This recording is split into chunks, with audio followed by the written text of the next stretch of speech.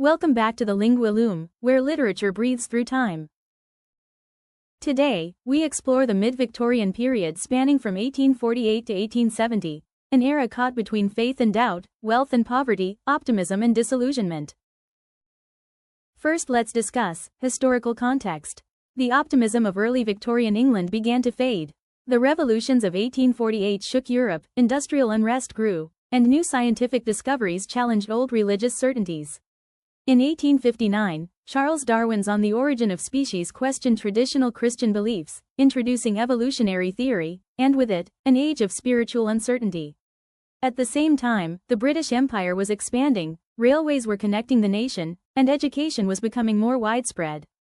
Society was changing fast, and literature changed with it. Now let's discuss spirit of the age.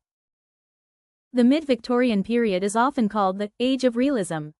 Writers now sought truth over idealism, science over sentiment, and reform through reason.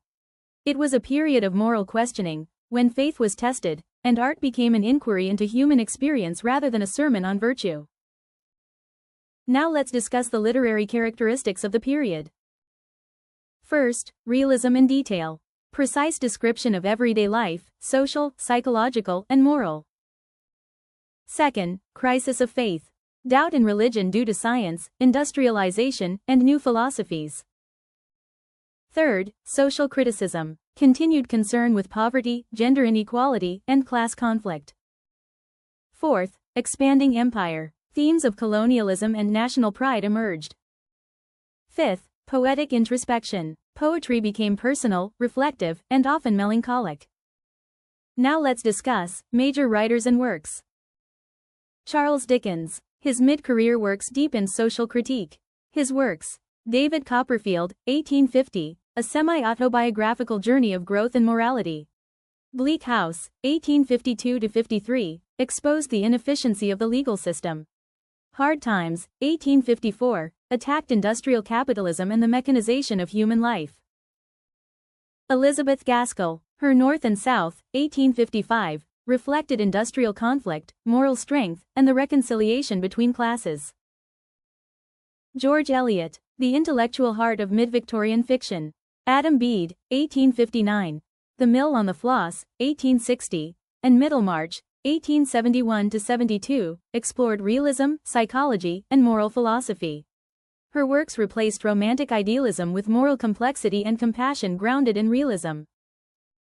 Alfred Lord Tennyson. As poet laureate, Tennyson gave voice to the moral and spiritual struggles of his age. In Memoriam AHH, 1850, expressed grief and doubt while clinging to faith.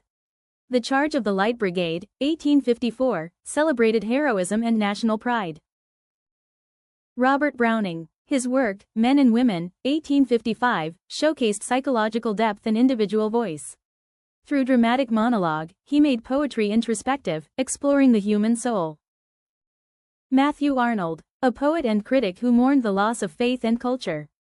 Dover Beach, 1867, became the anthem of Victorian doubt, reflecting a world where the sea of faith had withdrawn. Now let's discuss the key themes of the Mid-Victorian period. Faith versus science, the greatest conflict of the age, religion challenged by Darwin and modern reason. Industrial realism, harsh realities of factory life and mechanization of society. Moral responsibility, continuing effort to uphold ethics amid change. Women and identity, growing awareness of female education, independence, and social roles. Colonialism and empire, literature began to reflect Britain's global influence and moral contradictions. Now let's discuss the tone and style of the period.